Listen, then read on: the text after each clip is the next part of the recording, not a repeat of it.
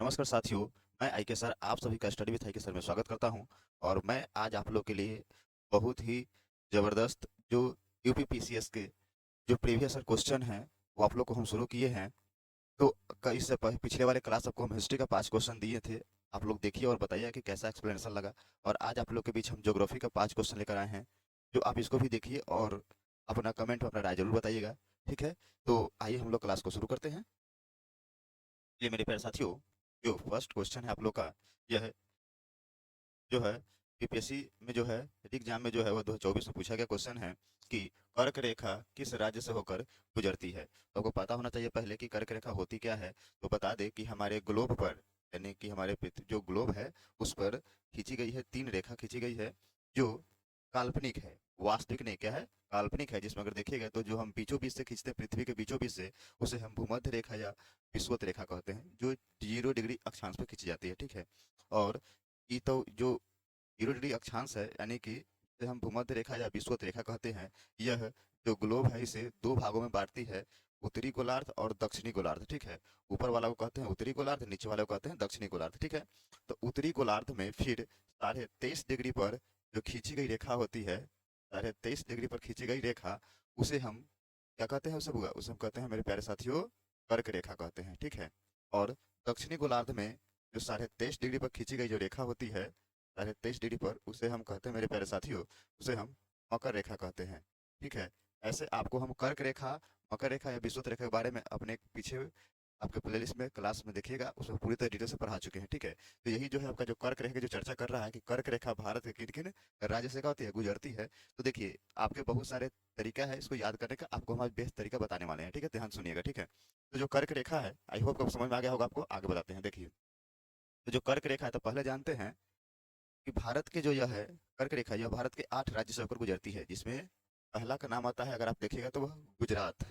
उससे जस्ट आगे बढ़ेगा तो हल्का सा लेता है वह राजस्थान। ठीक है, उसके आगे बढ़ेगा तो मध्य प्रदेश, उसके आगे बढ़ेगा तो आता है आपका छत्तीसगढ़, उसके आगे बढ़ेगा तो झारखंड, उसके बाद आता है आपका पश्चिम बंगाल, उसके बाद आता है आपका त्रिपुरा, उसके बाद मिजोरम। ठीक है, तो अगर आप देखिएगा क्रमबद्ध तरीके से देखिए, देखिए अब एग्जाम में क्वेश्चन आपको अब ऐसा नहीं पूछेगा क्योंकि इसका आप ट्रिक भी जानते होंगे कि ट्रिक होगा इसका, मित्र पर गमछा झार, मित्र पर गमछा झार।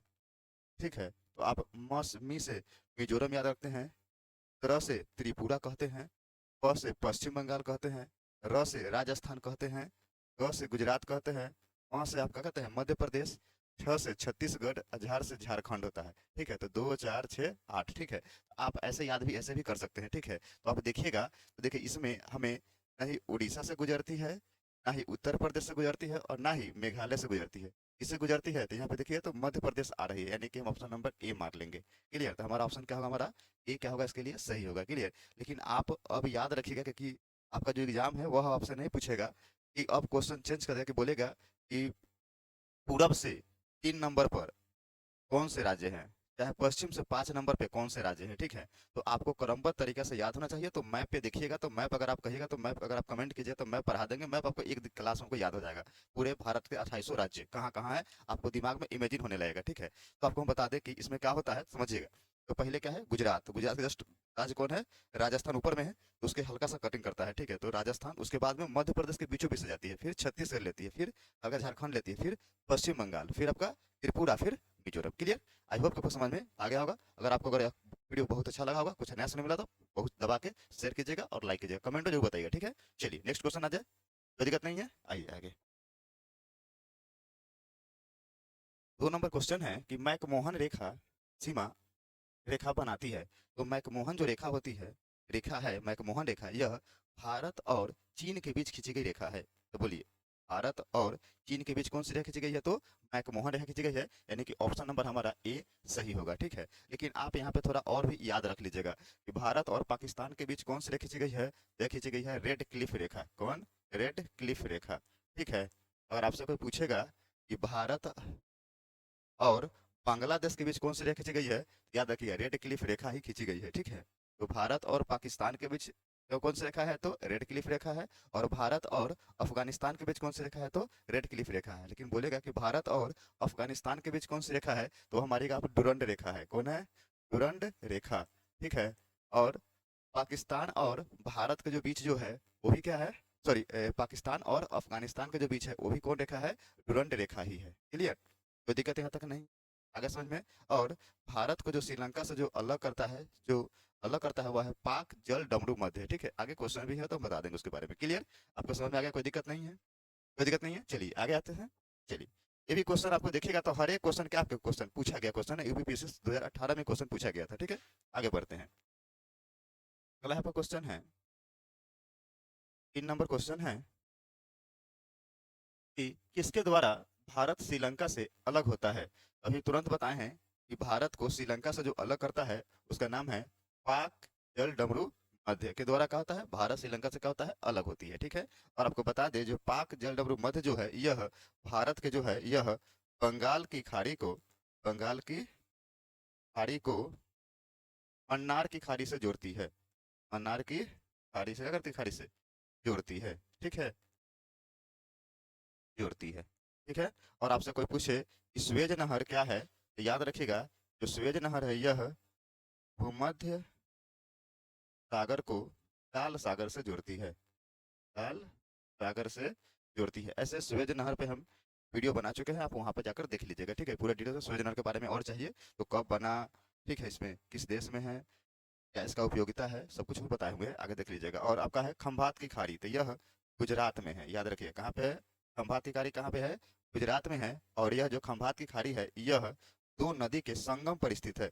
क्या है, दो नदी के संगम पर स्थित है, जिसका नाम है ताप्ती और नर्मदा। कौन है मेरे प्यारे साथियों, ताप्ती और नर्मदा, ताप्ती और नर्मदा नदी के संगम पे कौन सी खाड़ी स्थित है, तो खंभात की खाड़ी कहाँ पे है, गुजरात में है। और गुजरात के किस महासागर में है, तो आप कह सकते हैं कि अरब सागर में है। किसमें है, अरब सागर में है। ठीक है, कच्छ की जो खाड़ी है याद रखिएगा ये भी कहाँ है, गुजरात में है। क्या है, गुजरात में है। ठीक है, और गुजरात का जो सबसे बड़ा जिला भी है वो तो कच्छ का रन है। ठीक है, वही है, तो गुजरात में है। और आपको बता दें कि यही कच्छ की खाड़ी जो बंगाल की खाड़ी से क्या है, जो सटा हुआ है, उसी जगह एक बंदरगाह स्थित है जिसका नाम है कांगड़ा बंदरगाह। क्या नाम है, कांगड़ा, कांग कांडला है, कांडला बंदरगाह, सॉरी, कांडला बंदरगाह है। ठीक है, याद रखिएगा कांडला बंदरगाह, जिसे अब दीनदयाल बंदरगाह के नाम से जाना जाता है। क्या कहता है अब, दीन दयाल, दीन दयाल बंदरगाह गाह कर दिया गया है। क्लियर, कोई दिक्कत होगा आपको, अगर आपको विशेष बहुत अच्छा लग रहा है क्लास, तो भाई आप लोग से, मेरे प्यारे साथियों, आप लोग से निवेदन है कि आप लोग इस वीडियो को जैसे शेयर कीजिए। ठीक है, और कमेंट पे जरूर अपना राय बताइएगा। ठीक है, बढ़े आगे, कोई दिक्कत नहीं है। चलिए नेक्स्ट, अगर स्क्रीनशॉट करना है तो कर लीजिएगा। क्लियर, चलिए, और एक और याद रखिएगा, एक और इसमें एक और नहर जो इम्पोर्टेंट आपके लिए है वह है पनामा नहर। पनामा नहर अगर बोलिएगा तो यह जो है यह प्रशांत महासागर को अटलांटिक महासागर से जोड़ती है। किसे, प्रशांत महासागर को, महासागर को अटलांटिक महासागर से जोड़ती है। ठीक है, तो आई होप कि आपको जितने इंपॉर्टेंट क्वेश्चन हो आपको हमको हम सॉल्व कर दिए हैं। ठीक है, आप देख लीजिए मेरे प्यारे साथियों। ठीक है, आगे बढ़े, कोई दिक्कत नहीं है। चलिए, चलिए, 4 नंबर क्वेश्चन है आपका, निम्नलिखित में से, निम्नलिखित युग्म में कौन सही सुमेलित नहीं है, कौन सा इसमें सही सुमेलित नहीं, तो आपको पूरे दर्रा याद होनी चाहिए। ठीक है, अगर आपको अगर बोलिएगा कि पूरा दर्रा सर पढ़ाने के लिए, तो पूरा दर्रा भी आपको हम क्लास में लेकर आ जाएंगे। ठीक है, लेकिन आप यहाँ पे समझ लीजिए। ठीक है, तो पर्वत है, पर्वत का दर्रा है और राज्य है, मतलब कौन सा दर्रा किस राज्य में स्थित है, तो याद रखिएगा जो सिपकीला दर्रा है ना वह हिमाचल प्रदेश में है। कहाँ है, हिमाचल प्रदेश में, तो याद रखिएगा सिपकीला दर्रा कहाँ है, हिमाचल प्रदेश में है, यानी कि ऑप्शन नंबर या क्या हमारा यह सही है। ठीक है, उसका देखिएगा। दूसरा कह रहा है, आप सुन लीजिए, जो सिपकीला दर्रा है ना यह हिमाचल प्रदेश को तिब्बत से जोड़ता है। किसे जोड़ता है, हिमाचल प्रदेश को तिब्बत से जोड़ता है। या आपसे कोई पूछ दे कि भारत को चीन से कौन जोड़ता है, तो सिपकीला दर्रा ही जोड़ता है। क्लियर, आ गई। अगला है बोमडीला दर्रा, तो बोमडीला दर्रा जो होता है यह अरुणाचल प्रदेश में क्या है, स्थित है, और यह अरुणाचल प्रदेश को तिब्बत से जोड़ता है। क्लियर, किसे जोड़ता है यह दोनों किसे जोड़ता है बुआ, यह मेरे प्यारे साथियों, तो यह तिब्बत से जोड़ता है। किसे जोड़ता है, तिब्बत। ठीक है, तिब्बत को जोड़ता है भारत से। ठीक है, हिमाचल प्रदेश से कहिए या अरुणाचल प्रदेश, अगर भारत के संदर्भ में तो भारत के संदर्भ में कहिएगा कि भारत और चीन को जोड़ती है। ठीक है, और आगे नाथुला दर्रा जो है यह गलत है, क्योंकि यहाँ पे ही नहीं होगा, यहाँ पे क्या होगा, सिक्किम होगा। क्या होगा, सिक्किम, यानी कि ऑप्शन हमारा क्या, हमारा सी क्या हमारा होगा, सही होगा, क्योंकि बोला है कि कौन सुमेलित सही नहीं है, तो सही नहीं है, कौन हमारा सही होगा, तो हमारा आंसर का हमारा होगा सी, क्योंकि नाथुला दर्रा कहाँ है, सिक्किम में। ऑप्शन क्या दिया हुआ है, मेघालय, इसलिए क्या है गलत, यानी कि ऑप्शन नंबर हमारा सी हमारा सही होगा। तो बोलिए नाथुला दर्रा कहाँ पे है, सिक्किम में है। और जोजिला दर्रा जो है यह जम्मू कश्मीर में स्थित है। लद्दाख और जम्मू कश्मीर का है यह स्थित है। कौन आपका, जोजिला दर्रा। कोई दिक्कत किसी को नहीं है। और यह जो है आपको बता दें कि हिमालय जो है पर्वत का, जो यह जोजिला दर्रा है, यह किसमें, जास्कर श्रेणी में स्थित है। किसमें, यह जास्कर श्रेणी में स्थित है। तो हिमालय पर्वत के कौन से श्रेणी में जो जिला दर्रा स्थित है, तो जास्कर श्रेणी में। और जास्कर श्रेणी में चार आते हैं। कौन कौन आते हैं तो आप जानते होइएगा, काराकोरम आते हैं, लद्दाख आते हैं, पीर पंजाल आते हैं और शिवालिक आते हैं। कौन कौन आते हैं, काराकोरम, काराकोरम, ठीक है। फिर आपका आता है आपका लद्दाख, फिर आपका आता है पीर पंजाल, फिर आता है शिवालिक, ठीक है। तो आपको चार प्रोसेसिंग श्रेणी जो किस्म आता है, वो तो है जास्कर श्रेणी का है हिस्सा है। क्लियर, आई होप आपको समझ में आया होगा। अगर किसी को कोई भी प्रॉब्लम हो, अगर अच्छा अच्छा बात सीखने को मिल रहा है, तो आप इस वीडियो को दबाकर शेयर कीजिएगा, ठीक है। और कमेंट में जरूर बताइएगा, क्योंकि आपका कमेंट ही मुझे क्या बढ़ता है, मुझे उम्मीद और मुझे हौसला बढ़ाता है। क्लियर, चलिए नेक्स्ट बढ़े आगे। आ गया नेक्स्ट क्वेश्चन।